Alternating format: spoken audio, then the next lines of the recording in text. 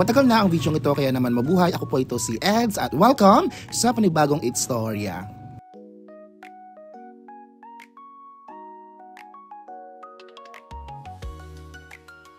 Sobrang lapit na nga ng palarong Quezon kaya naman kailangan na namin maghanda ang aking team, ang Sepak Takraw Secondary Boys ng Pagbilawan para sa aming pagsasanay. Kaya naman bumili ako sa TikTok ng football training cones 18 cm 10 pieces na ito.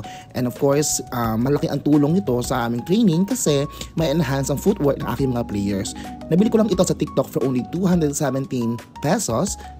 Sinamahan ko din ito ng footwork drill para mas mapabilis ang galaw ng aking mga players. Napakalaking bagay nito sa aming training, lalo na sa mga drills dahil naniniwala ako na ang larong sepak kailangan maging handa at mabilis ang kanilang paa para na mamahabol nila yung mga bola kanilang sisipain. And of course, outlet to also to say thank you kay Beshing Chelsea na nagbigay ng tulong para makabili kami ng ganitong uri ng mga gagamitin sa aming ensayo. At syempre para sa lahat ng mga nanonood ng video ito na nais din magbigay ng suporta pinansyal sa amin upang sa aming nalalapit na laban, feel free to comment kasi napakalaking tulong yun para sa aming team lalo na at malapit na ang aming laban. So muli hanggang dito na lang ang aking story. Ako ito si Els, ang inyong kaamat na lagi may top up ganun.